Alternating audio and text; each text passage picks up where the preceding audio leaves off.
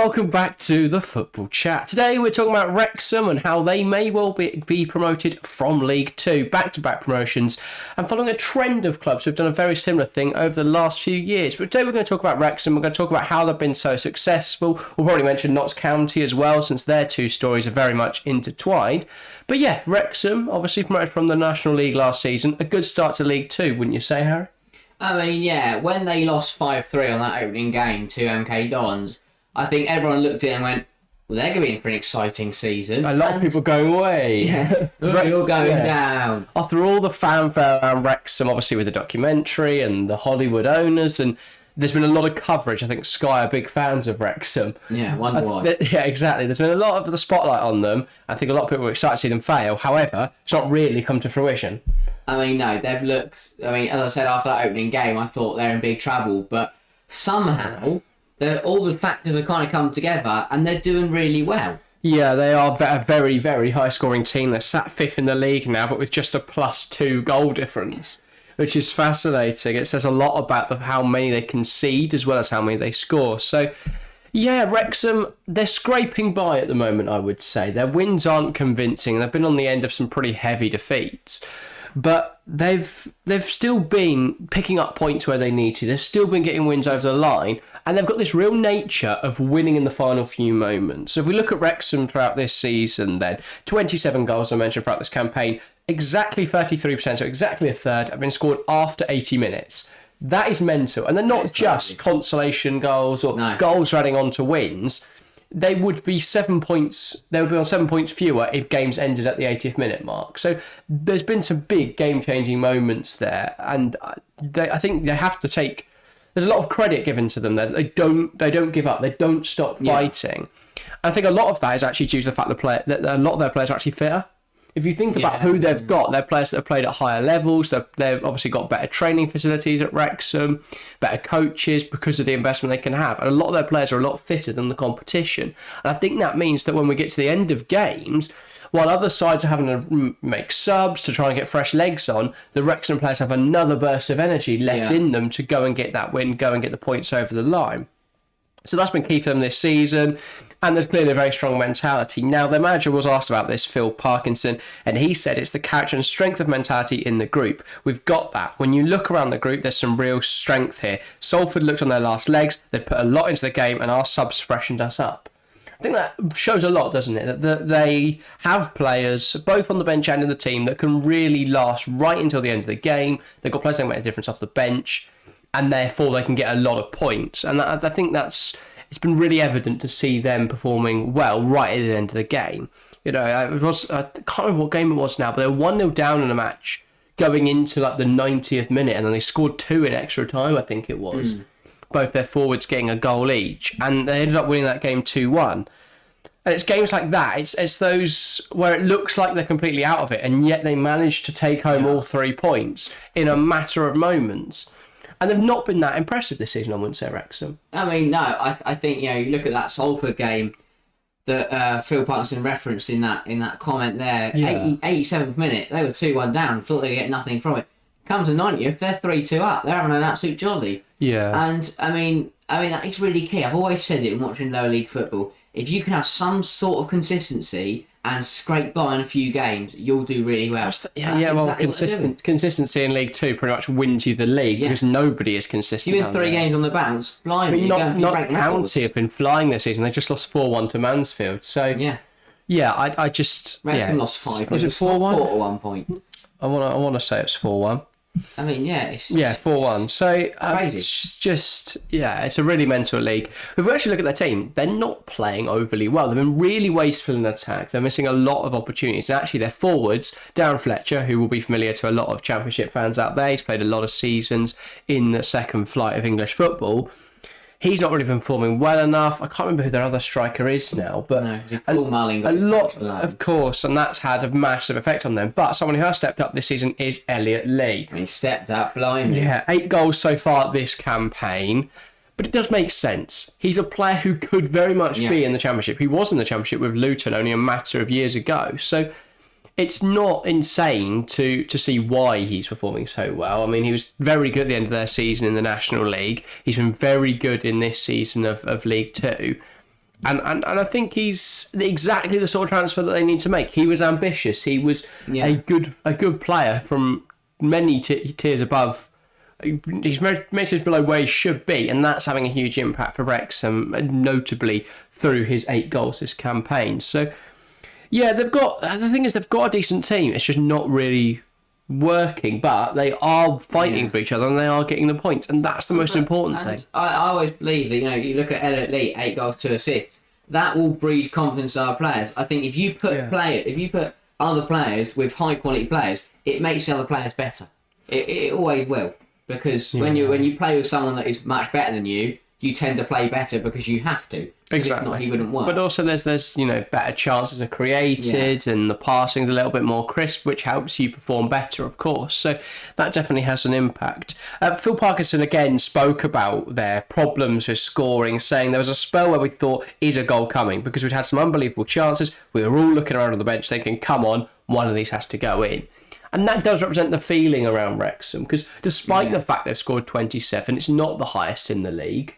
Other teams have scored more, particularly Crewe, who are one of the best goal-scoring outfits in the world right now. But yeah, they've not got that refinement in front of goal. The players are lashing at chances, and there's way too many misses at the moment for them. But there are positive signs, and I think once Paul Mullin's back, you've got to think they will really kick on from there, because they're creating a lot of chances. They just need to start getting more of them in the back of the net. Yeah, I mean, it always comes down to the fundamentals that Wrexham have been built on over the last couple of years, which is let's just hope and pray. Yeah. Because I mean, they have no hope of putting FA Cup clubs on a map.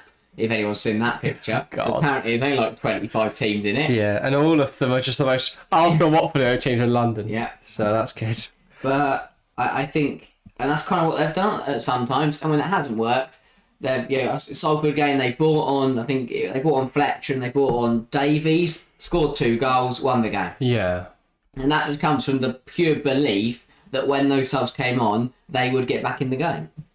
Yeah, and I think that does have a huge impact. The fact they can rotate in some really, really good players. Yeah. Compared to other teams who can't have, because they don't have the same investment. And I think, you can criticise Wrexham for that, but that is sort of how the world works.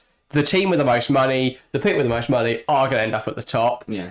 And I do think it's not too unrealistic to think Wrexham could be a Premier League side come 2030, maybe even sooner. They're not going to run out of money. No. I don't think seemingly not. They're a bit tight on the budget. But, I mean, the only way is up at the moment for Wrexham, it seems, despite all the things that are going wrong. Yeah, I do think there's a lot to work on, though, still. I think their defence is very shoddy. And it's been quite interesting to see how they play, actually, because a lot of League Two, you would stereotype as being, the worst sort of quality. Yeah. Especially of the professional leagues, obviously. But I think a lot of people look at it and go, well, there's a lot of the managers in League Two, traditionally, are 60, 70 years old, been around ages. They play 4-4-2, they kick it long, they've got 2 big centre-halves, a big striker, a little striker, and that's it. Yeah. That's how they play. They love that style, and they get enough points to stay up every year, but not enough to have a challenge. But what Wrexham have come in and done is they're actually trying to play some decent football, and I think that the National League has been breeding some good coaches recently, definitely. And Notts County are doing the same now. They're also coming to League Two. I think they're doing better. And playing some good football. Well, that's the thing, yeah. And I think we're seeing more and more of that, where League Two clubs need to be careful, because the problem at the moment for League Two is that they are too complacent. They're getting too comfortable in there, the League Two clubs, and they aren't realising that actually with enough investment, loads of National League clubs are coming in and causing issues. We've seen so many teams come straight from the National League and compete. I mean, at the top of the League Two right now, you've got Wrexham, Notts County, Stockport and Salford, all who have come up in the last 3 years. Yeah. And others have gone back to back. I mean, Forest Green, right? Yeah, I mean, they went down, didn't they? I know they're back down now, but they did go back to back to get into League One. League One season, they did, but they lost Rob Edwards and they didn't really invest well. And was interesting. I was going to say, and they invested more in their vegan burgers than they did in their fullbacks. So they had some issues, there. But yeah, I think it's showing that actually bringing in a good young coach, an ambitious coach, and enough budget, you can very much get through the league. And I think we'll see the same next season. Chesterfield probably going to come up. They're a good side, and it'll be clubs that are hanging on with not a lot of ambition that will slip through the net again. And when we've seen it with other clubs, who's the one that Scunthorpe was? Yeah, they're down in the VNL North now, aren't they? Yeah, and that's a big concern for League Two clubs because they've been quite comfortable in recent years. Usually, the League Two club should bounce back up, right, unless there's been big financial problems. But that's not happening anymore, so they've got to be wary of that. Yeah, there's only one automatic spot, which is champions, and it's playoffs. And we saw Notts County in the playoff final after their incredible 107 point season. It took them. Yeah, I was going to say, but. Yeah, National League, fantastic league of football. But League Two, I feel like it's a bit behind the times, and that's being exposed by the clubs I mentioned coming in and immediately sort of asserting their dominance over the league. But so Wrexham still need to sort their defence out, I would say. They are playing good football. They're trying to play out from the back, and they are getting caught in possession a few too many times. They are conceding a few too many goals, but other than that, it's not too bad. I mean, you've got Arthur from Arsenal on loan. He's a decent keeper. He does a job. I look at the centre half and go, there's nothing special there. I mean, I think it's O'Connell, and then some bloke called Hayden. I mean, James McLean as well is a decent picker. O'Connell, he's played up left back a little bit. But it's really interesting. That's all they need to. They've brought in. They've got some exciting players. They've got some not ex-pros, but you know what I mean. Kind of. It does feel like a vets team, doesn't it? Elliot Lee, Darren Fletcher. Fletcher's down there as well. Foster was there. So I don't want to kind of just ex-top flight players, championship players. Imagine come in and just done really well. Imagine they had got Gareth Bale. They would piss the league. He'd score like 4 a game. He could score 4 a game, get subbed off at half time, then go play golf. He would love it. It'd be great. He'd be in Wales, and he loves Wales. Unfortunately, he decided to retire instead. But it's a shame. Yeah, do you think they can get over this over the season then? Can they get away with playing meh and then recovering it in the last 10 minutes? I think you can. It's a League Two. It's League Two. And if they show, I think even 3 draws, that's really consistent. And he'll be flying up the league. Because that's just how volatile it is. You lose a game, suddenly if you lose 4 on a bounce, you're down. Yeah, I do question whether it's sustainable. I think there is a slight concern that actually if they don't do anything about the fact they're not scoring enough. They are scoring a lot, but it's too late on. The fact they're missing too many chances and the fact they're conceding too many. I think if they don't address those issues, they are going to put themselves in a difficult position. Yeah. But if they keep up the current form, I think there's no reason why they can't be right up there for promotion. I think either way, Elliot Lee is going to put up some phenomenal numbers. Like we're going to see double digits in both goals and assists by easily. I mean, he's already at 8 goals, so he's 4/5 of the way there. So exactly. He's flying. If he continues to fly, maybe some other players can pick up form as well and just stop conceding as many. I think Paul Mullen's return will be key. Really, I think once he gets back, they're going to be a really difficult team to beat. I think it's sustainable. I don't think they'll get automatics. Okay, I was going to save some predictions then. So not automatic. I think not in the top 3 playoffs. No, I don't think they'll get. Who do you think's up there then for you? Stockport look unbeatable. But I could see that. They have lost 3 games, so evidently not. No, you know what I mean. I think I could, but they might drop through the 3rd. Mansfield are actually unbeaten. They are, but they have drawn 8 matches, so they need to. As I said, you get 3 draws in a row, you're flying up the league. And they did just beat Notts County. Exactly. I don't think Notts County will be up there. They might. I think really not. I think they might playoffs, but I don't think they'll be in the top 3. They're only what 13, 12 games in. Yeah, it's difficult to tell. I think Crew will be up there. Yeah, eventually. Whether that's for automatics or whether that's just for playoffs, I don't know. But that Crew team does look good going forward. Flirt with the playoffs for a bit. Swindon look decent this season as well. They've scored a lot of goals. I don't think we're going to see much of Sutton at the top. No, they're having a great season. No, Sutton with their 7 points. I can't see them winning it, but you never know. Maybe they'll stay up. Salford, where do we see them finishing 15th at the moment? Could they get top 10? Could they push for the playoffs? Obviously, it's really difficult to tell. They were on the fringe of the playoffs last year, no? They're only 5-6 points off. Yeah, I think Bradford will be back. They had a terrible start to the season, really. Yeah, so they're sat in 11th right now, and they've played 13 matches. Did they get to the playoff final last year, or they knocked out in the semis? Bradford. think they played Carlisle in the semis. Can't remember if they lost or won. Well, I can't remember either. I can scroll back 3 matches. Hang on. I think they lost.